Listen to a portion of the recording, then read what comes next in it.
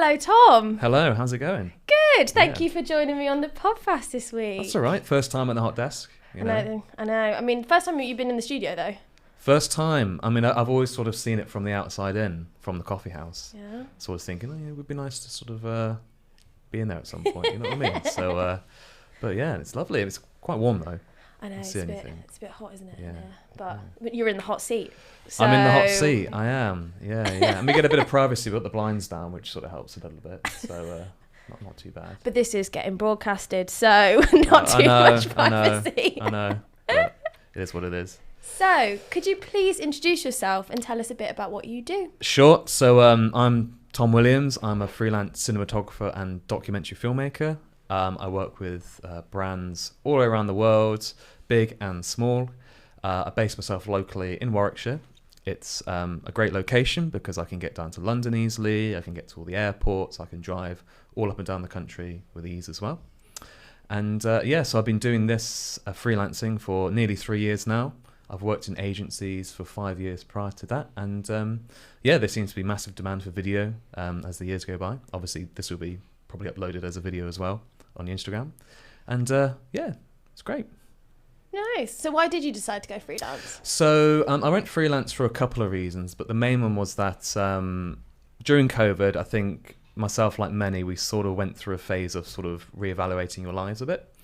And I had realised when I was working full-time before that you tend to get pigeonholed in a certain industry.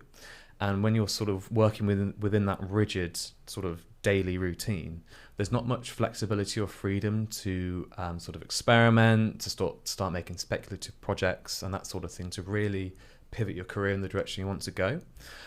So I went freelance really for the flexibility.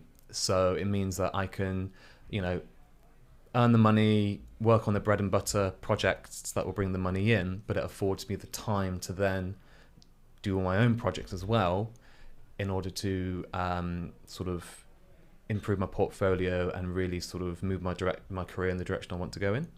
That's kind of the main reason, really.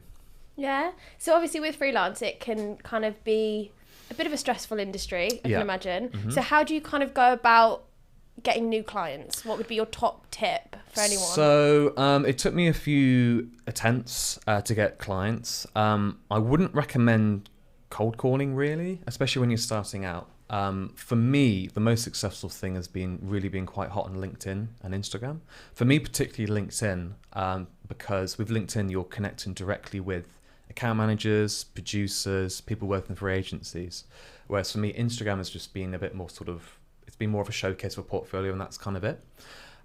So really just share your work, share what you're doing, and then naturally over time, organically, people are going to reach out to you and they're going to see your work, really. So, I mean, I've connected with people, a year ago, half a year ago, completely forgot about them. And then, suddenly they're, going into my DMs and asking if they want to work with me. And I need to sort of remind myself who this person is, So, but that's purely because I've been posting quite consistently. It doesn't have to be every day. It could be once a week. And even just content as easy as just saying, hey, I'm here on set working with X client, So that's really helped. Yeah, I think definitely keep it organic. Don't push too hard with the cold calling, cold emailing, and just be genuine and personable, really.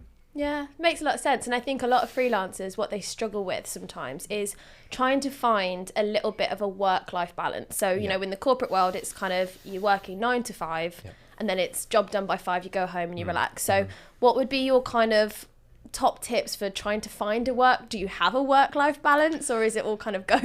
Yeah, no, I'd say I have a work-life balance. I mean, luckily, I love my clients, and most of my industries I work with, they naturally work 9 to 5 anyway. So my sort of daily routine falls into that as well. So it's quite rare that I'll get emails, at 8 o'clock at night, which helps.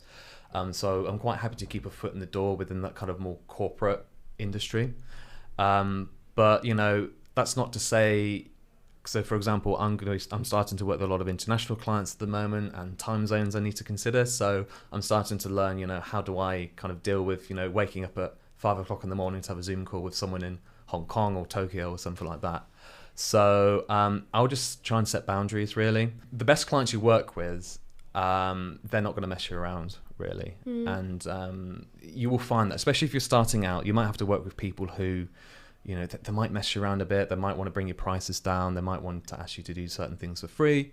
Those tend to be the sorts of people you probably won't be working with for long. Whereas the people you want to be working with, they're the people who understand how to work with freelancers. They tend to be like, have very good account managers and that sort of stuff. So they know how to treat their freelancers well, and they know kind of where your boundaries lie, really. So yeah, over time, I would just sort of find people you enjoy working with and stick with those people, and you know, hold them close to your chest, really. Yeah, no, it makes a lot of sense. So we've done the businessy ones. So you ready for some quick fire questions? Quick fire questions, let's do it. So if you were an animal, what would you be? God, what would I be? I'll probably be a cat, because they just sleep like 16 hours a day. Whereas a dog, a